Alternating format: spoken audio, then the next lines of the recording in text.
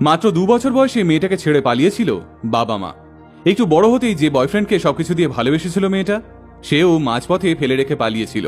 সেদিনের ওই অসহায় মেয়েটা আজ নিজের চেষ্টায় সিআরপিএফ জওয়ানের চাকরি পেয়ে একসঙ্গে যোগ্য জবাব দিল নিজের বিশ্বাসঘাতক মা বাবা আর বয়ফ্রেন্ডকে।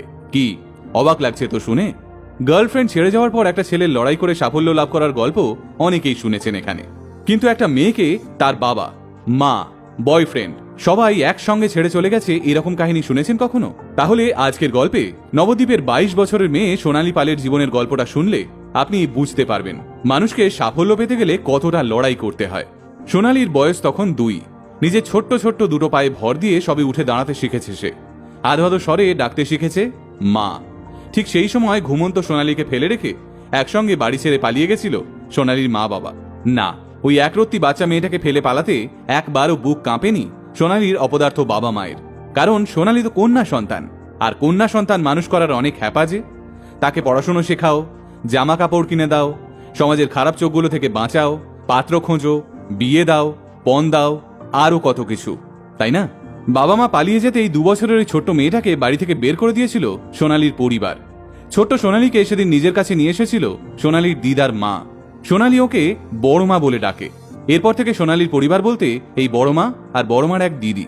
ছোটবেলা থেকেই পড়াশোনায় তুখোড় ছিল সোনালী, তাই বড় মার সংসারে যতই অভাব অনটন থাকুক না কেন, বড় মা সোনালীকে সবসময় বোঝাতো একজন মেয়ের নিজের পরিচয় গড়ে তোলা এবং চাকরি পাওয়া আদতে কতটা দরকারি।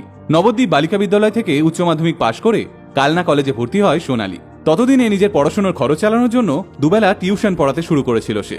স্কুল বা কলেজে যখন সোনালীর বাকি বন্ধুরা কোনো দরকারে তাদের বাবা মাকে সঙ্গে করে নিয়ে আসতো, সোনালীর বুকটা হু হু করে উঠত।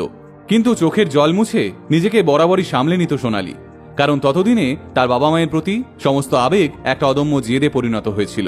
ছোটবেলা থেকেই সোনালী স্বপ্ন দেখত ভারতীয় সেনাবাহিনীতে যোগদান করার, কিন্তু বলাই বাহুল্য সোনালীর এই স্বপ্ন শুনে বেশিরভাগ মানুষই কটূক্তি করত। মেয়ে মানুষ ওই আর্মিতে যাবি, তার চেয়ে একটা প্রেমিক জুটিয়ে বিয়ে করে নে। কলেজে পড়তে পড়তে একটা প্রেমিক অবশ্য জুটেছিল সোনালীর, কিন্তু সেও এক প্রকার শর্ত দিয়েছিল সোনালীকে, সেনাবাহিনীতে যোগদান করলে সোনালীর সঙ্গে আর সে কোনো সম্পর্ক রাখবে না। কিন্তু ভালোবাসার জন্য নিজের ছোটবেলার স্বপ্নকে বলি দিতে চায়নি সোনালী, ফলে সোনালীর সঙ্গে আর কোনো সম্পর্ক রাখেনি ছেলেটার। ছোটবেলার আঘাতটা আরও দগদগে ক্ষততে পরিণত করে সোনালীকে মাঝপথেই ছেড়ে চলে গেছিল সোনালীর বয়ফ্রেন্ড। কিন্তু নিজের সমস্ত ক্ষততে পরিশ্রম আর জেদের মলম লাগিয়ে অক্লান্ত ট্রেনিং আর মন দিয়ে পড়াশুনো করে গেছিল সোনালী। অবশেষে কয়েকদিন আগে সোনালীর হাতে যখন সিআরপিএফ জওয়ানের চাকরির অ্যাপয়েন্টমেন্ট লেটারটা পৌঁছলো, আনন্দে ঝরঝর করে কেঁদে ফেলেছিল সোনালী। ভাবতে পারছেন এই মেয়েটার লড়াইয়ের কথা? একলা একটা মেয়ে ছোটবেলা থেকে এটাই জেনে বড় হয়েছে সে অনাথ, তার বাবা মা থেকেও নেই। তা সত্ত্বেও 22 বছর ধরে মেয়েটা একা লড়ে গেছে জীবনে সাফল্য পেয়ে সবাইকে যোগ্য জবাব দেবে বলে। সোনালীর মা বাবা যদি আজ ফিরেও আসে, তাদের আর মুখ দর্শন করতে চায় না সোনালী। তবে আজ সোনালীকে নিয়ে সেই সব মানুষগুলোই বিরাট গর্ব করছে যারা একদিন ভেবেছিল বাবা মার ফেলে রেখে যাওয়া মেয়েটা জীবনে কিছুই করতে পারবে না। কিন্তু তারা সেদিন বুঝতে পারেনি সৃষ্টিকর্তা সোনালীকে দুটো অদৃশ্য ডানা দিয়েছে, যে ডানায় ভর করে আজ সোনালী নিজের চেষ্টায় সিআরপিএফ জওয়ানের চাকরি জুটিয়ে নিয়েছে। গোটা আল্টিমেট মিডিয়ার পক্ষ থেকে সিআরপিএফ জওয়ান সোনালী পালকে আমরা কুর্নিশ জানাই। আগামী জীবন খুব ভালো কাটুক আপনার।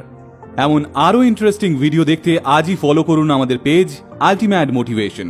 আমাদের একমাত্র YouTube channel ultimate motivation official subscribe করতে ভুলবেন না কিন্তু। আল্টিমেট মোটিভেশন, বাংলায় মোটিভেশন, বাঙালির মোটিভেশন।